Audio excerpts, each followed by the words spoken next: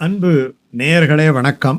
வருகின்ற திங்கட்கிழமை ஆகஸ்ட் மாதம் 3ஆம் தேதி. இந்த ஆகஸ்ட் மாதம் 3ஆம் தேதி ஆடி மாதம் 18ஆம் தேதி. இந்த ஆடி மாதம் 18ஆம் தேதி எந்த நாளில் வந்தாலும் கூட அது நமக்கு உற்சாகமான நாள், விழா நாள், நதியை வணங்கும் நாள், பெருமாளை வணங்கும் நாள், காவேரியை வணங்கும் நாள். இது காவேரிக்கு தான் முதன்மை.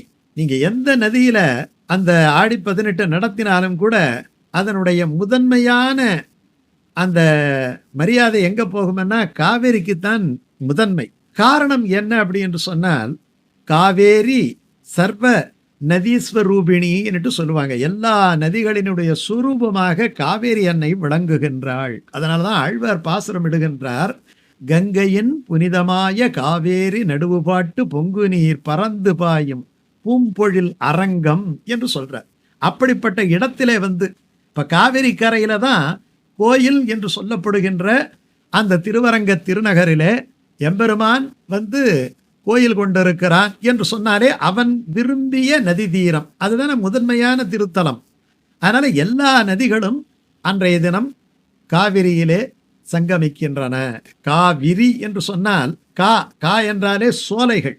சோலைகள் அவள் போகின்ற இடமெல்லாம் பச்சை பசுமையாக சோலைகளை விரித்து கொண்டு இந்த உயிர்களை எல்லாம் அரவணைத்து கொண்டு செல்லுகின்ற அந்த உத்தமமான காவேரிக்கு ஆடி 18 அன்று நாம் விழா எடுக்கிறோம். அந்த காவேரி எங்க சங்கமிக்கும் அப்படின்னு சொன்னா, குடகுமலையிலே பிறந்த காவேரி தமிழகத்திலே பூம்புகார், சோழ தேசத்திலே பூம்புகார், புகார் என்று சொல்லுவோம், அந்த நகரத்திலே சென்று அந்த காவேரி அற்புதமா கலக்கும். அதுக்கு சங்கமுகம், சங்குமுகம் இப்படியெல்லாம் பேர் வைப்பாங்க. அந்த நதி, இந்த கடல், இது ரெண்டும் சேர்ற இடம். இந்த பக்கம் உப்பு தண்ணியா இருக்கும், ஒரு அடி தண்ணி இந்த பக்கம் தண்ணியை எடுத்து சாப்பிட்டோம்னா அவ்வளவு அற்புதமா இருக்கும். அப்படிப்பட்ட இடத்திலே அந்த காவேரி அன்னையை நாம் வழிபடுகின்ற, ஏன்னா காவேரி அன்னைக்கு அங்கே கோயிலே இருக்கு. அப்படிப்பட்ட ஒரு அற்புதமான விழா அந்த விழா.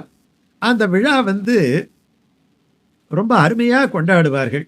அன்றைக்கு பெண்கள் எல்லாம் சேர்ந்து நதிக்கரைக்கு சென்று அங்கே ஒரு இலையை போட்டு அந்த இலையிலே பலவிதமான பூஜை பொருள்களை எல்லாம் வைத்து, தேங்காய், பழம், வெத்தலைப்பாக்கு, புஷ்பம், காதோலை, கருகமணி, மாவிளக்கு, காப்பரிசி.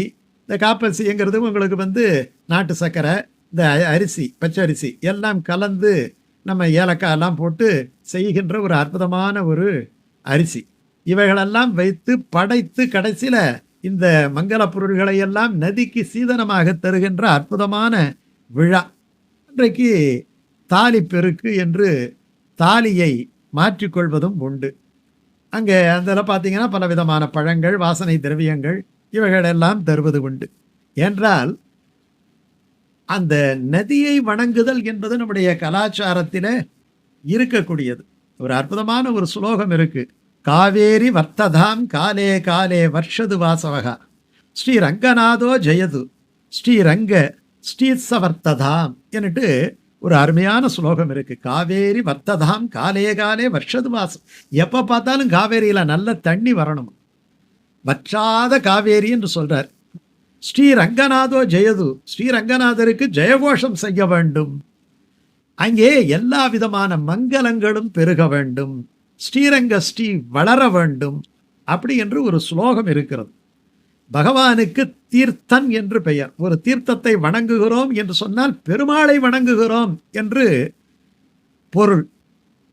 அப்படிப்பட்ட எம்பெருமானோடு தொடர்பு கொண்ட காவேரி. அதனால அன்னைக்கு பார்த்தீங்கன்னா எல்லா நதிகளும் தன்னுடைய பாவத்தை போக்கிக் கொள்வதற்காக காவேரியில மூழ்கி தங்களுடைய பாவத்தை போக்கிக் கொண்டு புனிதம் அடைகின்றதா. அதனால அன்றைக்கு காவேரிக்கு சீர்தருவதற்காகவே ரங்கநாத பெருமாள் அந்த அம்மா மண்டபம் படித்துறைக்கு வருவார்.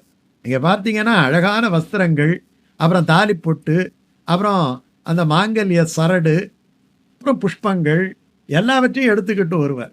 அப்போ பார்த்தீங்கன்னா அவருக்கு அந்த அம்மா மண்டபம் படித்துறையிலேயே திருமஞ்சனமெல்லாம் ஆகும்.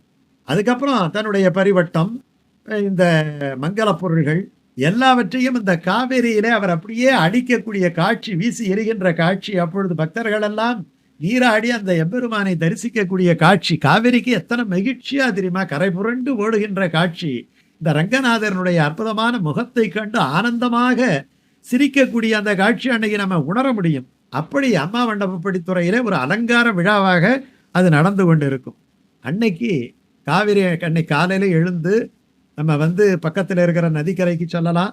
நதிக்கரை இல்லாதவங்க குளக்கரைக்கு சொல்லலாம்.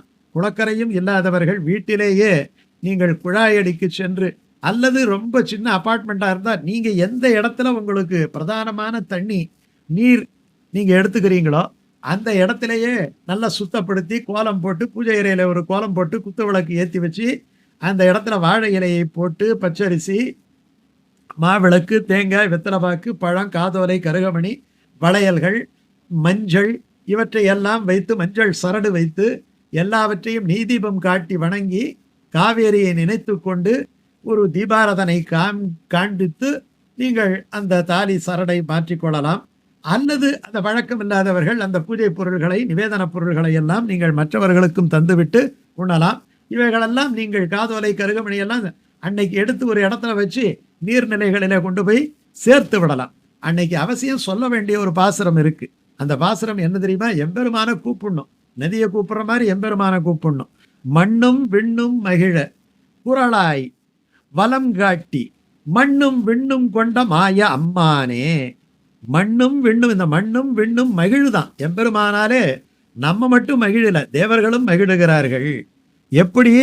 தேவர்களுக்கெல்லாம் இடுக்கண் வந்த பொழுது அவன் மாணிக்குரலனாய் வாமன அவதாரம் எடுத்து வந்தான். வந்து என்ன பண்ணா?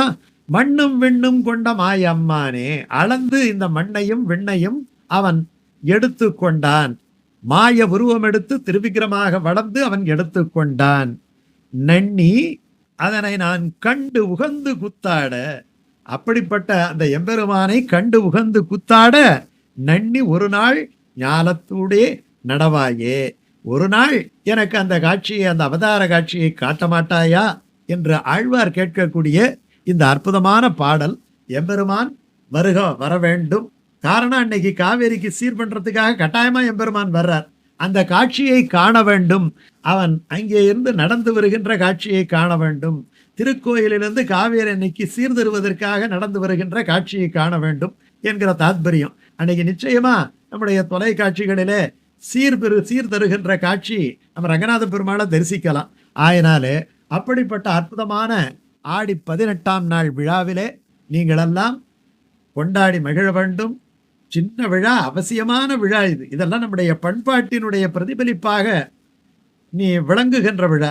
நம்முடைய அடுத்த தலைமுறைக்கு இந்த பண்பாட்டை கடத்துவதற்காவது இந்த விழாக்களெல்லாம் நீங்கள் கொண்டாட வேண்டும் என்பதையே கேட்டுக்கொண்டு, எம்பெருமானுடைய திருவருள் எல்லாருக்கும் கிடைக்க வேண்டும். பொலிக பொலிக பொலிக என்று சொல்லி இந்த ஆடி 18 சம்பந்தமான இந்த செய்தியை நாம் நிறைவு செய்கின்றோம்.